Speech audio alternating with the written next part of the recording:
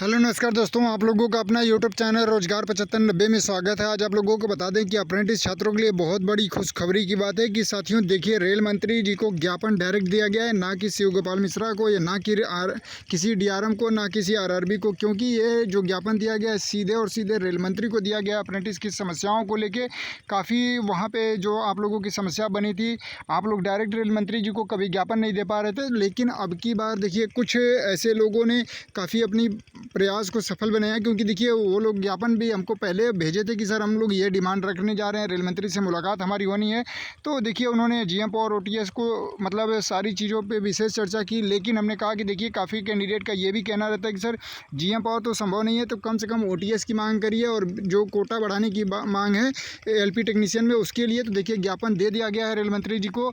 जैसे कि आप लोग यहाँ पे थंबनेल में भी देख पा रहे होंगे, देखिए यहाँ पे रेल मंत्री जी हैं और ये एक कैंडिडेट के पिताजी हैं जिन्होंने बहुत बड़ा प्रयास किया। इनको बहुत बहुत धन्यवाद रोजगार 7590 के यूट्यूब की टीम की तरफ से और सभी अप्रेंटिस भाइयों की तरफ से कि आपने कम से कम इतनी बड़ा प्रयास तो किया कि डायरेक्ट रेल मंत्री जी को अपनी समस्याओं को कम से कम वहाँ रखा। तो आपको भी धन्यवाद। रेल मंत्री जी को ये देखिए ज्ञापन दे दिया गया है और अपनी सारी समस्याओं को लेके वहाँ पे बता दिया गया है ज्ञापन में क्या क्या मांग रखी गई, वो सारी चीज़ें आपको दिखाएंगे। तो देखिए अभी जब ज्ञापन मतलब वो तैयार किए थे उसके पहले ही हमको ज्ञापन भेज दिए थे, लेकिन हमने आप लोगों को अपडेट इसलिए नहीं दे पाया कि जब तक वहाँ पे ज्ञापन देना सफल नहीं हो जाता तब तक आप लोगों को अपडेट क्यों दे।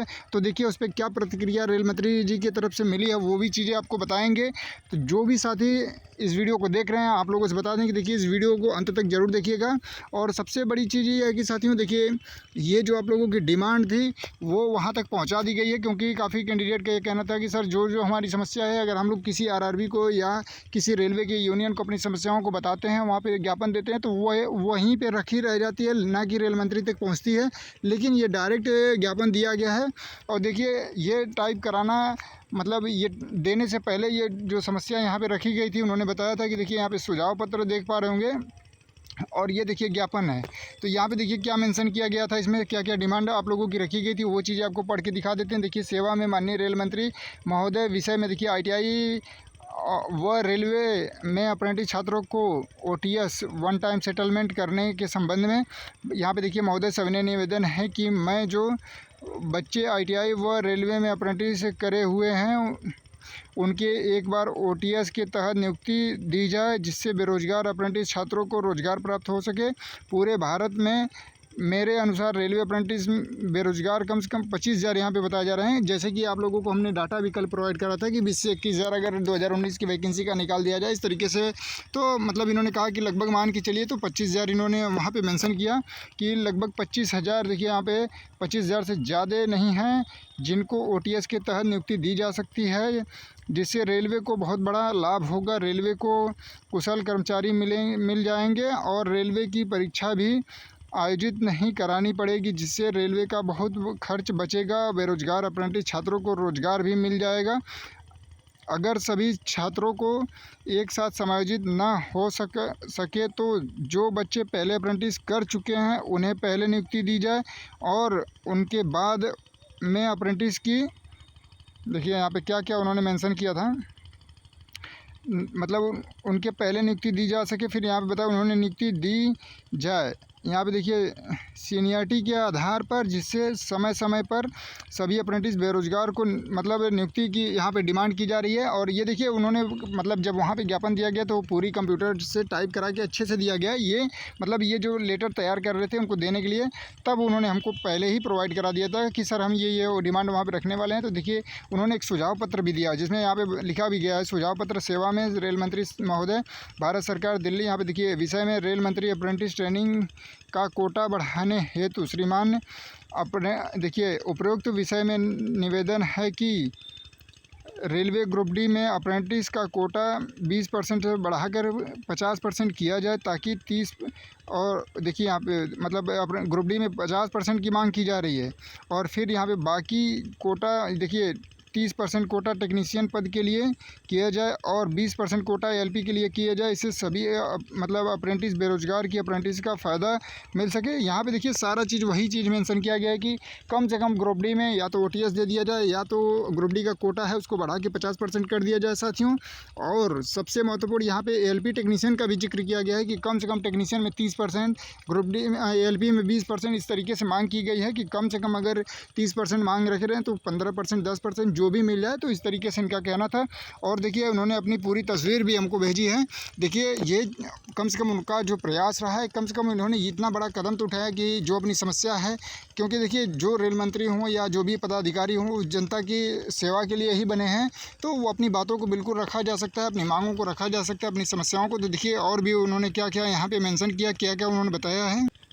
तो जैसे कि आप लोग यहाँ पे देख पा रहे होंगे रेलवे के बड़े बड़े अधिकारी भी वहाँ पे मौजूद थे, रेलवे के यूनियन के भी अधिकारी मौजूद थे। और उसके साथ साथ साथियों आप लोगों को बता दें कि देखिए ये एक कैंडिडेट ना हो कि एक कैंडिडेट के गार्जियन है। सोचिए कि ये इतना बड़ा प्रयास कर रहे हैं, इतनी मेहनत कर रहे हैं कि कम से कम अपने बच्चों के साथ साथ सभी अप्रेंटिस का समायोजन की बात कर रहे हैं, सभी की समस्याओं को सुनने की बात कर रहे हैं कि ताकि सभी समस्याओं को दूर किया जा सके। तो साथियों आप लोगों को भी इस तरीके से प्रयास करना चाहिए, क्योंकि देखिए इसमें कोई आप लोगों को बहुत दबाव नहीं मिल रहा है, क्योंकि आप लोग अपने संवैधानिक अधिकार जो मिला है उसका बिल्कुल उपयोग कर सकते हैं, अपनी समस्याओं को रख सकते हैं।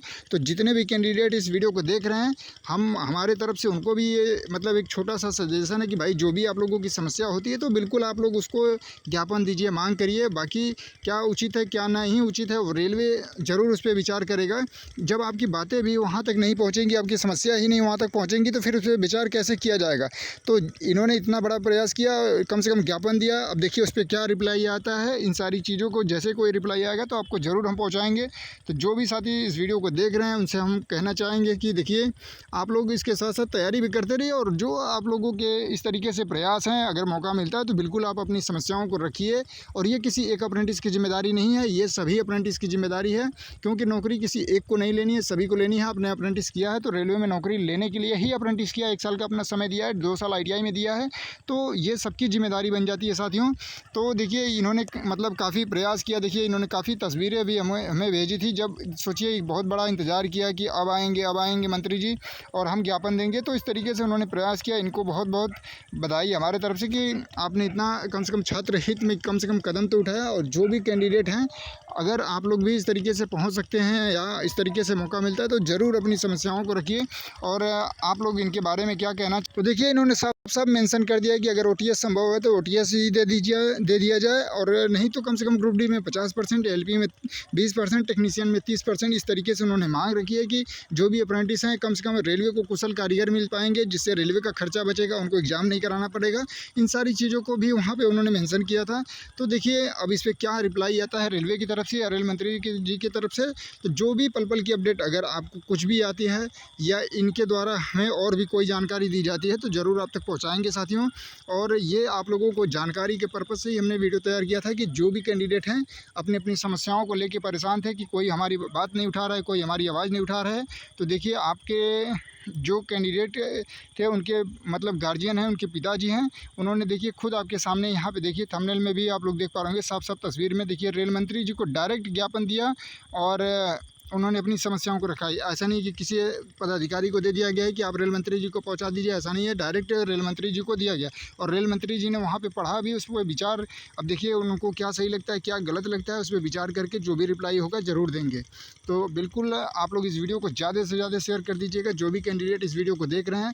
और जो भी साथी चैनल पर पहली बार आएंगे चैनल को सब्सक्राइब कर लीजिएगा। रेलवे अप्रेंटिस हो या रेलवे की कोई भी भर्ती हो, इसकी पूरी जानकारी आपको इस चैनल पर देखने को मिलती रहती है। धन्यवाद साथियों।